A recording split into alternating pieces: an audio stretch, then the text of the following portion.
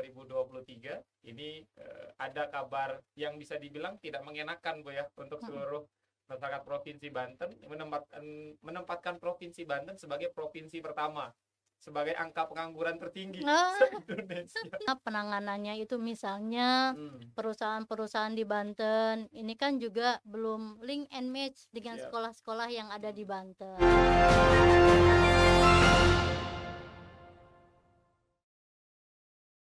Assalamualaikum warahmatullahi wabarakatuh. Selamat siang, sobat Ekbis dimanapun Anda berada. Semoga siang hari ini dalam keadaan sehat ya. Semua aktivitas yang sudah dan akan dilakukan ini semoga berjalan sesuai harapan dan juga sesuai keinginan. Alhamdulillah di siang hari ini teman-teman sobat Ekbis dimanapun Anda berada. Tapi jangan lupa Faiz mengajak untuk teman-teman semua jangan lupa follow ya di semua akun sosial media Ekbis Banten, di YouTube, di Instagram, TikTok, Facebook dan lain-lain ya. Sudah hadir di studio podcast Ekbis Banten siang hari ini beliau di tengah kesibukan yang luar biasa dahsyat ya. Perempuan spesial. Ini Faiz kali kedua nih didatangi langsung oleh beliau. Langsung saja kan Faiz sapa-sapa. Beliau adalah anggota DPRD Provinsi Banten, Komisi 1 dari fraksi Partai Gerindra. Assalamualaikum Bu Haja Encop. Ya, Waalaikumsalam warahmatullahi wabarakatuh. Apa kabar Ibu? Alhamdulillah sehat Kang Faiz. Alhamdulillah. Ini kali kedua Bu ya Faiz ketemu Ibu Iya, di tempat betul. yang sama. Di Sekali tempat lagi yang ketemu sama. dapat piring Bu. Iya. Nanti teman-teman kreatif disiapin ya. Kalau ketiga kalinya Bu Encop datang ke sini, siapkan piring cantik. Iya. Jangan lupa piringnya ada bunganya. Tapi sebelumnya mungkin bisa disapa-sapa dulu Ibu. Ini teman-teman masyarakat yang mungkin alhamdulillah di siang hari ini menyaksikan nanti obrolan kita. Silakan Ibu. Amin. Assalamualaikum warahmatullahi wabarakatuh, sahabat Ekbis Banten. Betul.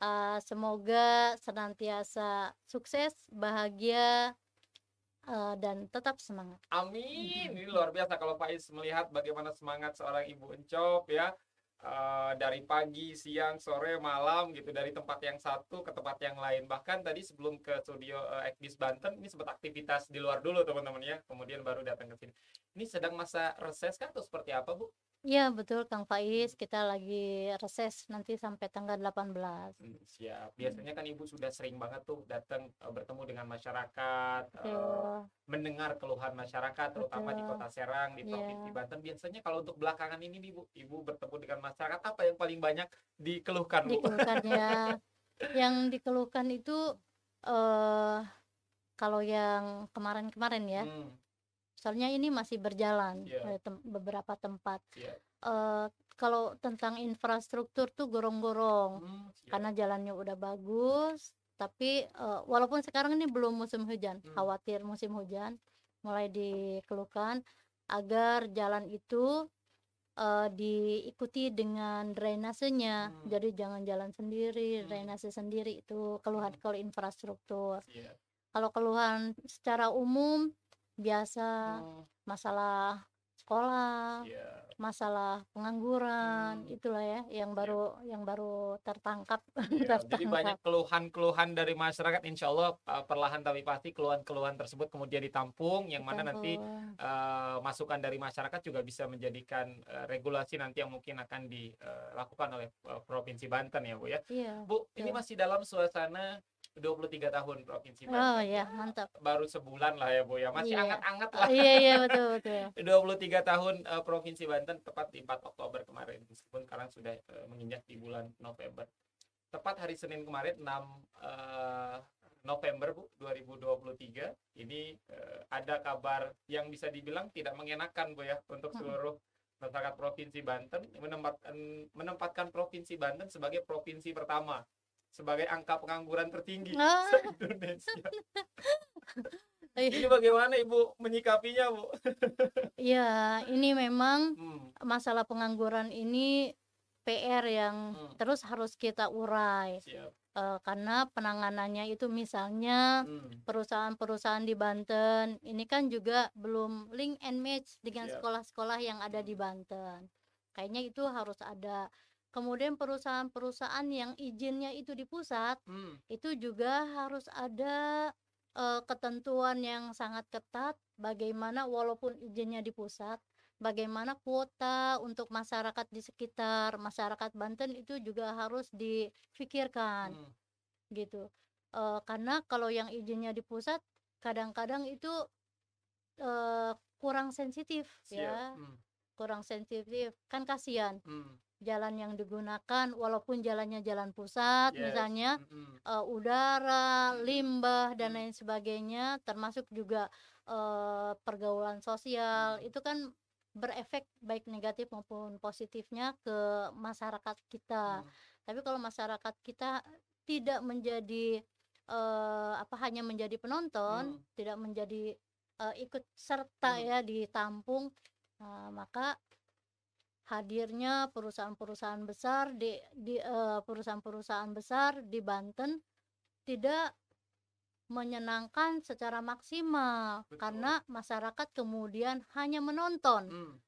Kayak kayak nonton lukisan aja. Oh ya, di sana ada bangunan besar gini-gini, mungkin bisa menjadi kebanggaan untuk Mm. Indonesia. Tetapi untuk masyarakat Bantennya apa Mm. yang didapat gitu Mm. ya. Kayak CSR itu juga kan berpusat nih, Kang. Siap. Mm. Nah, harus kan CSR memang selain terpusat, Mm. itu ada juga CSR itu melalui pemerintah Siap. daerah.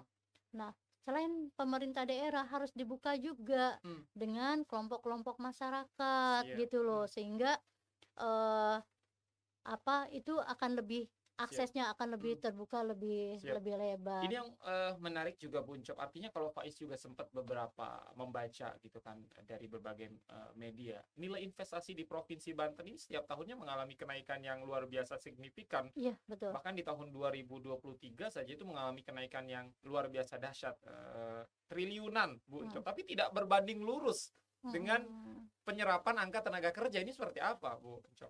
Iya, itulah memang kebetulan di Komisi 1 kita juga mitranya itu dengan Dinas Perizinan. Nah, dari laporan Dinas Perizinan memang investasi itu semakin ada penambahan yang Siap. cukup signifikan.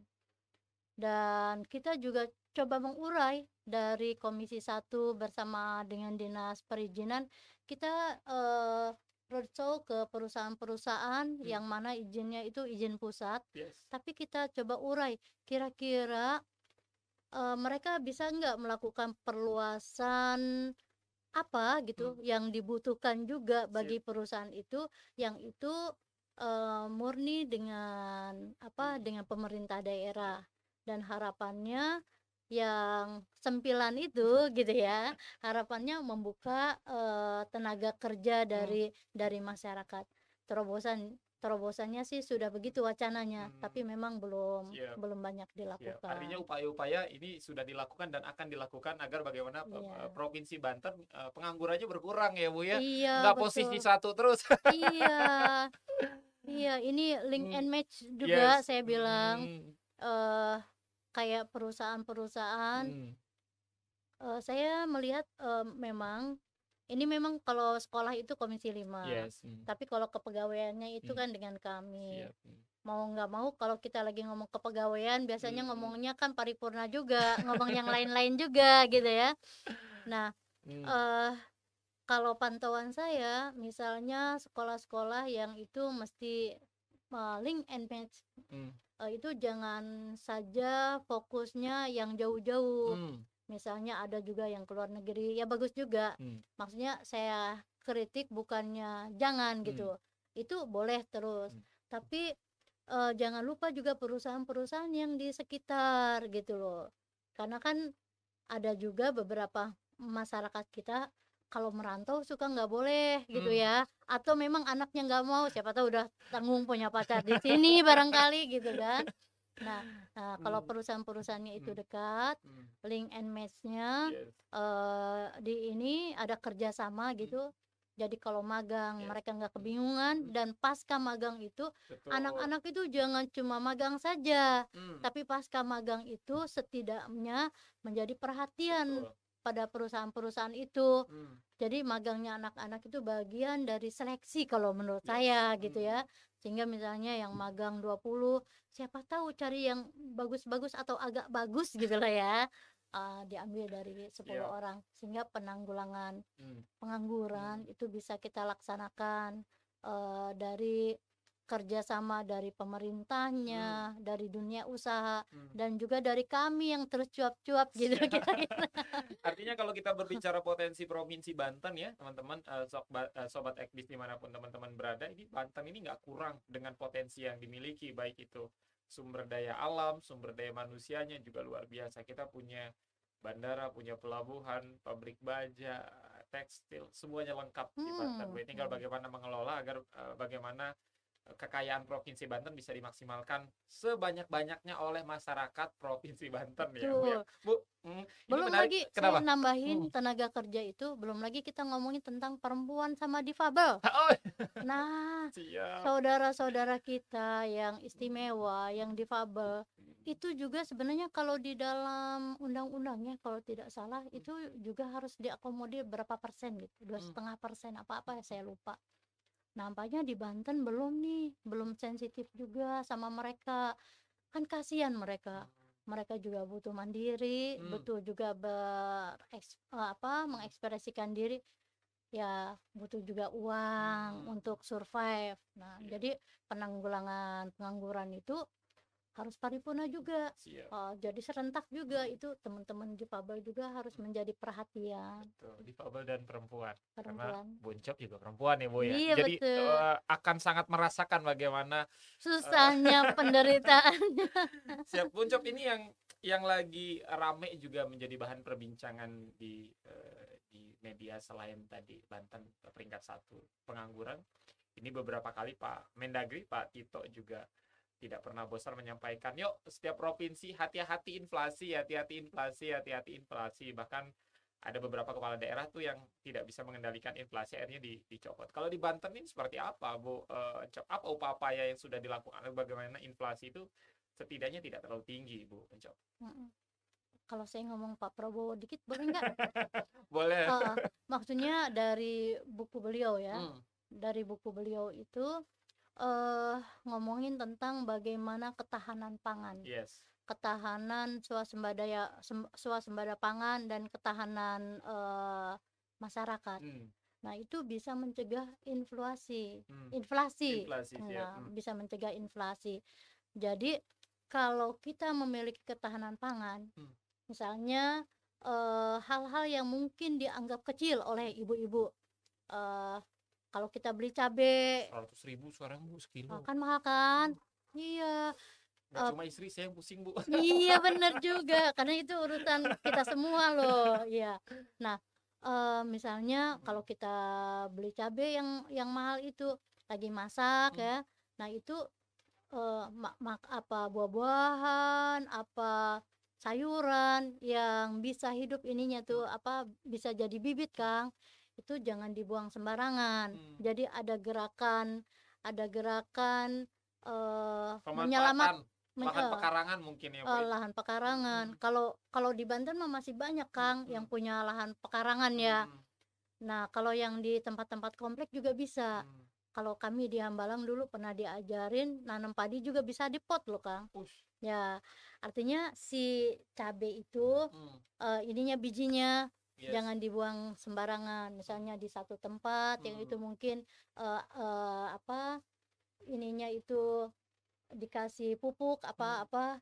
Nanti kalau udah tumbuh, kalau kitanya males kebanyakan kan bisa dikasih ke tetangga, bisa jadi kenang-kenangan. Apalagi kalau buat ibu-ibu caleg, bapak-bapak caleg bisa dibagikan. Siap. Artinya berbagai macam upaya bisa dilakukan dari hal-hal terkecil ya Bu ya, dengan cara menanam tadi tanaman yang bumbu dapur yang harusnya kita beli jadi nggak beli lagi tidak gitu, Bu, ya? Tidak bergantung. Dan juga kan kita siapa tahu juga memberikan manfaat untuk tetangga. Siapa tahu teriak-teriak doang, Bu Encop minta ya cengeknya 3, iya gitu, walaupun misalnya tiap hari kan seneng kan kita. Dan juga cakep juga untuk ini ya keindahan. Betul. Sensitif lingkungan juga Kang, udaranya bisa ini ya, bisa ngeini udara. Jadi yang dilakukan adalah pertama ketahanan pangan. Ketahanan pangan dari diri kita sendiri, apa yang bisa kita lakukan, apalagi sekarang mah serba teknologisasi ya, digitalisasi, nggak tahu cara apa, buka Google, tanya saya bertanya, Google menjawab gitu kan. Iya, apa sayuran, apa-apa ketahanan pangan. Hmm. Nah, selain ketahanan pangan, tentu saja kita masyarakat jangan diam diri. Hmm. Inflasi ini, kebijakan-kebijakan ekonominya itu tugasnya pemerintah. Siap. Bagaimana operasi pasar, bagaimana pemerintah mengatasinya Yes. dengan pola-pola pemerintahan. Hmm. Kan kita kan sebenarnya sudah lengkap di pemerintahan kita, mulai dari pusat, provinsi maupun kota itu sudah lengkap. Tinggal dimasukin anggarannya doang, Kang, belum gitu. Kalau itu menjadi satu prioritas, Yes. maka itu coba bagaimana itu ditangani dari pemerintahnya, mulai dari kebijakan dan penganggaran, dari masyarakatnya partisipasi untuk diri dia, keluarga dia, lingkungan, dan juga untuk kita-kita nih yang jadi dewan. Kan tugas kita hampir mirip dengan ex-bis, ngomong terus ya, berjuang lewat omongan kebijakan, melakukan advokasi gitu. Mudah-mudahan Banten bisa mengatasi inflasi. Amin, gitu. amin. Tuh teman-teman dengar apa yang tadi Bu Encop sampaikan. Dari hal paling sederhana, paling mudah, paling gampang yang bisa teman-teman lakukan adalah bagaimana menanam tadi ya kebutuhan-kebutuhan sehari-hari yang gampang sekali ditanam kayak cabai dan teman-temannya silakan tanam di lahan pekarangan untuk kalau memang sekarang lagi tinggi banget nggak terlalu berdampak ya Bu ya. Dan tadi Bu Encok juga sempat bilang soal operasi pasar hijau ini sudah berapa, apakah memang dia sifatnya insidentil Bu, operasi pasar ini dilakukan ketika memang terjadi kenaikan harga bahan atau memang sebenarnya sudah setiap bulan atau berapa bulan sekali sih Bu kalau untuk di Banten sendiri Bu Encok? Ya, sebenarnya sih mestinya ada periodisasi ya. Biasanya yang dilakukan operasi pasar itu kalau di Banten, misalnya kalau menjelang hari-hari besar kayak bulan puasa, Betul, permintaannya dikhawatirkan, naik. iya dianggap permintaan naik. Nah, sekarang ini kan operasi pasar mungkin harus lebih banyak karena eh, konstelasi konstelasi ekonomi internasional yang berimbas ke nasional dan berimbas ke lokal. Itu harus kita antisipasi. Itu kebijakan. Bukannya misalnya kalau harga cabai mahal, kita himbau masyarakat jangan makan cabai, ya bukan. Tidak solusi itu. Oh, itu bukan solusi itu. Solusinya kalau dari pemerintahan, kebijakan apa yang harus dilakukan dalam menangani persoalan-persoalan itu gitu. Nah, kalau kita sebagai masyarakat sih terserah bagaimana penanganannya ya. Apa makan cabenya yang biasanya pedas banget jadinya kecil, apa nggak makan cabai, tapi itu omongannya bukan omongan pemerintah gitu loh. Itu penanganan-penanganan secara individu-individu. Kalau pemerintah itu kan kita menata dan kita ini panitia untuk seluruh masyarakat. Sehingga kalau ngomong begitu sebenarnya pada kebijakan, program dan anggaran. Gitu. Siap. Jadi memang banyak problem ya Bu ya. Ternyata pemerintah Provinsi Banten meskipun beberapa belum lama ini banyak sekali mendapatkan penghargaan Provinsi Banten soal WTP itu banyak banget tuh penghargaannya. Betul. Kinerja yang keuangannya yang bagus dan lain sebagainya. Tapi di sisi lain juga banyak problem-problem yang belum terselesaikan. Terkait soal berikutnya yang ini menjadi perbincangan juga di Provinsi Banten soal ternyata banyak Bu, warga Banten tidak memiliki jamban. Kemarin Ibu Sekda mengatakan hampir 240.000 sekian masyarakat Banten masih melakukan BAB sembarangan, artinya di kebun, di kali, di sungai. Ini seperti apa sebenarnya, Bu Encok? Agar dorongan dari kawan-kawan legislatif ini untuk agar bagaimana masyarakat Provinsi Banten memang semuanya untuk memiliki jamban, karena kan soal jamban kan soal kesehatan ya Bu, artinya kalau BAB aja sudah di tempat sembarangan kan berbagai macam penyakit lah yang datang. Seperti apa Bu Encok? Iya, apalagi kalau kita kaitkan dengan perempuan yang hamil ya, kalau BAB sembarangan kan kalau kena sakit itu susah minum obatnya. Kalau dalam keadaan hamil kan harus lebih ekstra hati-hati. Nah, penanganan tidak adanya jamban, pendekatannya tentu saja harus struktural, kayak sistem dari pemerintahan itu sendiri sama kesadaran dari masyarakat itu secara sistemik harus dilakukan. kesadaran, bagaimana membangun kesadaran masyarakat, itu tidak mungkin kita bisa bersosialisasi ke masyarakat, memberikan pengertian tentang kesehatan dan lain sebagainya, kalau tidak ada anggaran untuk Yes. sosialisasinya. Jadi harus banyak tuh anggaran sosialisasi, baik melalui media, melalui OPD-OPD terkait gitu ya, mengoptimalkan partisipasi masyarakat dan dunia usaha juga bisa ikutan di situ. Kemudian kalau lainnya, pendekatan lainnya, sosialisasi ini tidak ada solusinya tanpa pemerintah bukan campur tangan, memang tugasnya pemerintah ya, bagaimana mencarikan solusinya Siap. gitu. Misalnya kalau untuk pembuatan jamban itu kan juga diperlukan tanah yang memang tersedia juga. Betul. Jadi harus dicari tanah-tanah yang bisa dibuatkan jamban dan kemudian harus dianggarkan pembuatan jambannya. Sebenarnya kemarin kalau tidak salah itu di Kota Serang sudah mulai ada gerakan Yes. pembuatan jamban ya. Tetapi mungkin dari kebutuhan yang yang ada memang belum Siap. teratasi. Dan sebenarnya kalau sosialisasi bersamaan dengan juga program sosialisasi ini menggerakkan dari dalam kan, bagaimana kesadaran kesehatan. Yes. Jadi bahkan di tempat-tempat yang kesadaran kesehatannya itu tinggi, itu justru jamban itu menjadi tempat yang sangat elit gitu ya. Karena disitulah seseorang merefleksikan pribadinya selain sholat ya, merefleksikan dia lagi asik dengan pribadinya gitu ya, itu di jamban. Siap. Ya kan nggak ada yang ganggu Kang, jamban itu ya.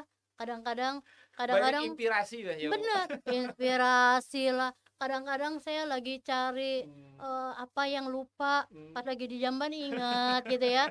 Sebenarnya gitu. Jadi kalau jambannya bagus, mudah-mudahan pengembangan Siap. SDM-nya juga bagus. Ya, artinya ini akan terus didorong Bu ya, agar bagaimana masyarakat Banten juga semuanya ini memiliki jamban, karena angka 240.000 sekian ini banyak sekali ternyata masyarakat Banten. Ini berbanding lurus teman-teman. Bisa teman-teman bayangkan kalau tidak punya jamban, kemudian melakukan BAB sembarangan di kebun, di kali, dan lain-lain. Ini faktor yang utama yang akan direnggut adalah faktor kesehatan. Salah satunya stunting, Bu. Provinsi Banten lagi-lagi menempati urutan kelima sebagai provinsi yang paling banyak kasus stunting tahun 2022 ya, kalau tidak salah 265.000 sekian. Stunting, bagaimana Bu mencoba? Iya, saya sebenarnya pernah beberapa kali Komisi 1 diundang dengan Pak PJ Gubernur untuk berpartisipasi semua dinas, semua UPD di luar penganggaran melakukan penanganan stunting. Jadi penanganan stunting itu baru pada taraf sosialisasi ya. Sosialisasi pada ibu-ibu bagaimana mencegah adanya stunting. Kemudian beberapa orang yang terdata stunting dicoba dihadirkan, kemudian diawasi, dievaluasi apakah dia sudah bisa keluar dari stunting atau tidak. Nah, dari beberapa titik yang saya ikuti dengan Pak PJ itu memang dari yang tadinya stunting kemudian sudah bisa memiliki gizi yang baik.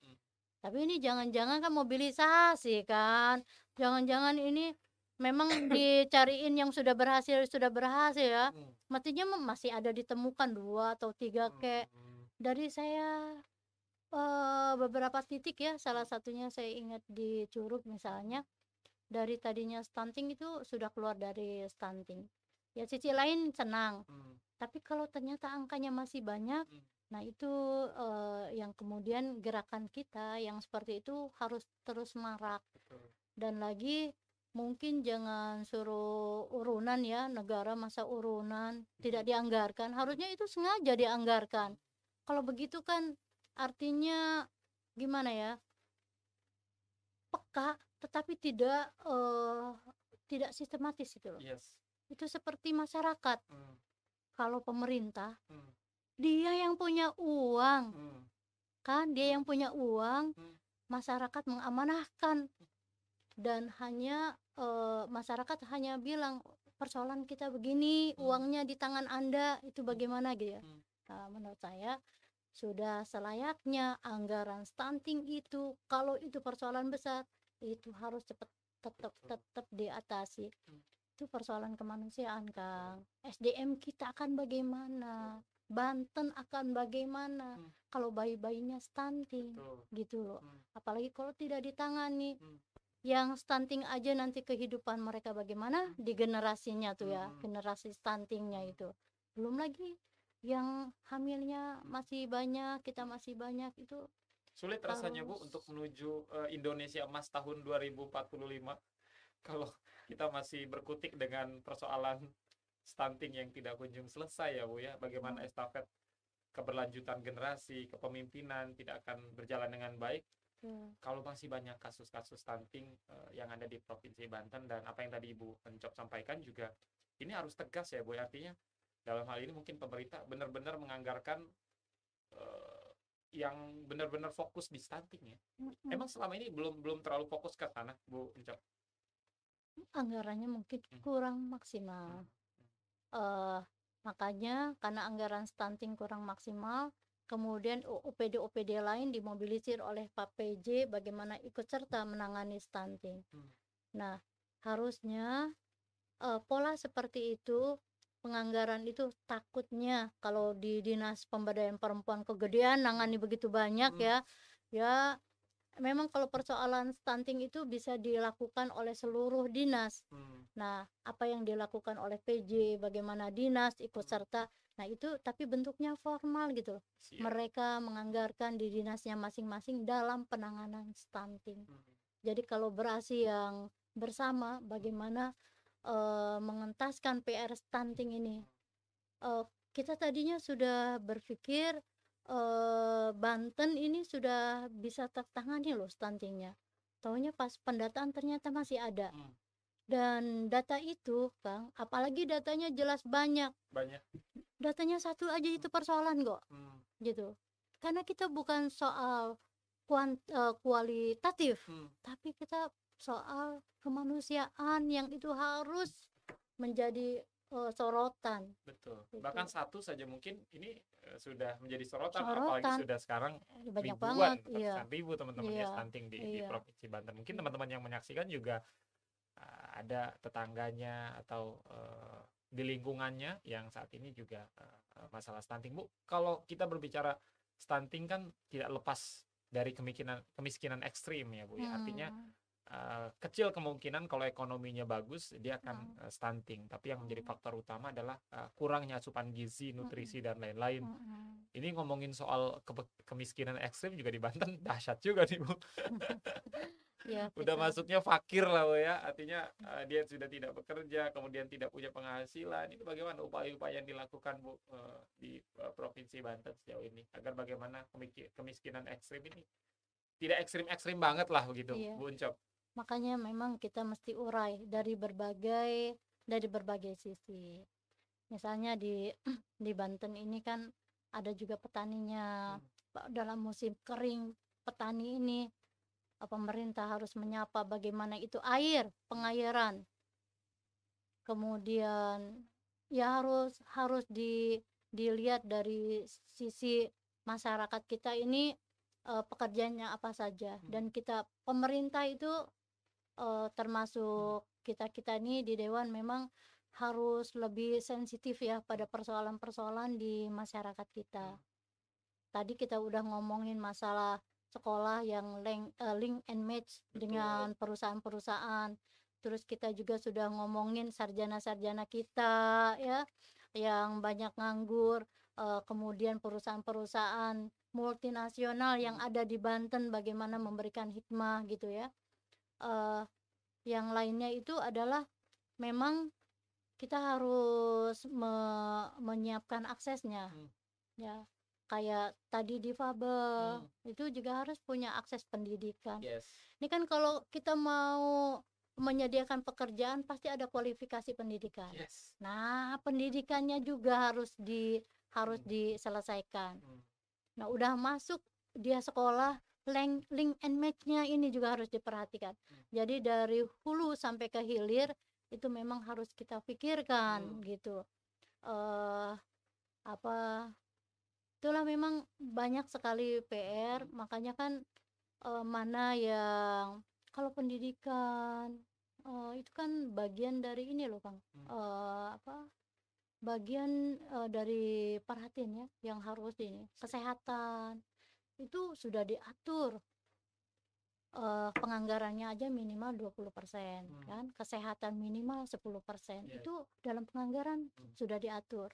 Apalagi kalau ada sensitivitas lagi, kalau di nasional itu udah diatur juga anggaran gender 5%, anggaran pemuda 2%. Tinggal bagaimana realisasinya aja, Bu, ya? Nah, di dalam isu-isu apa, jadi harus ada memang kepekaan dari kita semua, yang di pemerintahan nih, baik di pemerintah maupun legislatif. Saya kalau ngomongin legislatif ini kan otokritik ya, kira-kira karena saya juga bagian dari situ. Memang harus itu Kang, harus ditangani. Kemudian penanganan sekarang itu selalu saja kita bilang egosentrik ya, egosentrik antar OPD. Itu harus mulai kental ya, Bu, ya? harus mulai diurai. Egosentrik antar OPD, egosentrik antara pusat, provinsi, kota, itu harus mulai diakhiri. Jadi diganti dengan kolaborasi. Kolaborasi. Sebuah Bagaimana keniscayaan, Bu, kolaborasi. Iya, kita bekerja bersama sehingga apa yang dilakukan sahabat kita sesungguhnya juga berinfak juga pada meminimalisir PR kita gitu. Jadi harus itu. Harus banyak kolaborasi teman-teman di tahun sekarang, karena sapulidi kalau satu biji nggak akan kuat ngapa-ngapain, Bu, patah. Tapi kalau satu bengket bisa nyapu ya, Bu. Iya. Bisa bermanfaat, artinya kalau satu dinas mungkin tidak terlalu impactnya dahsyat, tapi ketika banyak yang berkolaborasi tentu akan memberikan dampak yang luar biasa. Bu Uncok, terima kasih banyak sudah hadir di podcast ekbisbanten.com.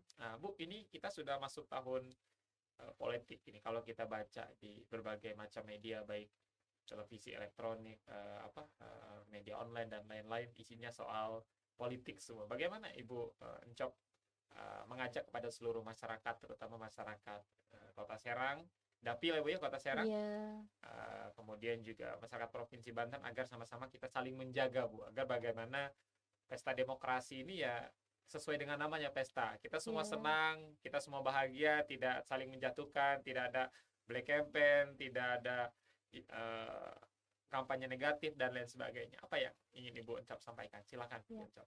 Ada dua hal yang ingin saya sampaikan. Pertama, saya ingin menyampaikan pada sahabat Eksis Banten, pesta demokrasi tanggal 14 Februari itu adalah hak kita sebagai warga negara ikut turut serta mengatur tata negara yang kita tunggu 5 tahun sekali. Maka optimalkan hak kita, jangan golput, karena itu sangat penting sekali bagaimana kita mengekspresikan diri, ikut berpartisipasi membangun negara, membangun masyarakat kita itu dari partisipasi kita, dari keikutsertaan kita di dalam pemilu ya. Jadi harapannya para sahabat Eksis jangan golput. Kemudian yang kedua, politik itu saya memahami masih ada etika, masih ada etika politik. Jadi saling menghormati itu penting. Contohnya nih, masyarakat nggak usah gontok-gontokan karena pilihan berbeda ya. Kemudian tim sukses dewannya ya, calegnya itu masyarakat Kota Serang itu banyak. Jangan misalnya ngambil tim orang lain. Siap. Iya loh, makanya kan masyarakat Kota Serang banyak gitu. Kadang-kadang kan kalau menurut saya sih harus tetap ada etika harus ada etika politik ya, saling menghormati, kemudian saling toleransi, berdamai, dan mudah-mudahan hasilnya sesuai dengan apa yang diharapkan oleh masyarakat, siapa yang terpilih dan lain sebagainya gitu. Dengan cara kita tetap santun, tidak usah gontok-gontokan, berjuanglah sesuai dengan apa yang kita perjuangkan, tidak usah lirik perjuangan orang lain gitu. Karena nanti juga di dalam ruang demokrasi, setelah pesta demokrasi usai, konstelasi politik selesai, saing-saingan selesai, ini kan kita lagi ini nih Kang, lagi kejar-kejaran, lagi lomba. Nah, lagi lomba sponsor itu kan sponsor kan ya nggak apa-apa, namanya sponsor kan naik meja apa gitu ya. Oh ini asal jangan sponsornya itu mukul teman lain, itu biasa. Toh nanti setelah selesai pun kita akan duduk bersama, yang terlantik-terlantik itu akan duduk bersama dan memperjuangkan seluruh masyarakat lagi gitu. Siap. Jadi santai. Siap, tetap santun, tetap santai. Dan tadi juga Bu Uncok menyampaikan kepada teman-teman masyarakat Kota Serang, masyarakat Provinsi Banten, jangan lupa 14 Februari ya Bu ya. Datang ke TPS, tentukan pilihan, boleh berbeda pilihan, tapi yang harus digarisbawahi adalah kita tetap satu Bu ya, sebagai warga negara Indonesia, warga negara Banten, Kota Serang. Pilihan boleh beda tapi kita tetap saudara ya Bu ya. Jangan lupa teman-teman datang ke TPS 14 Februari, tentukan pilihan. Terima kasih banyak Bu Uncok sudah hadir di podcast Ekbis Banten. Terima kasih banyak Bu Uncok, Komisi 1 DPRD Provinsi Banten. Pak Is pamit, Bu Uncok pamit. Assalamualaikum warahmatullahi wabarakatuh.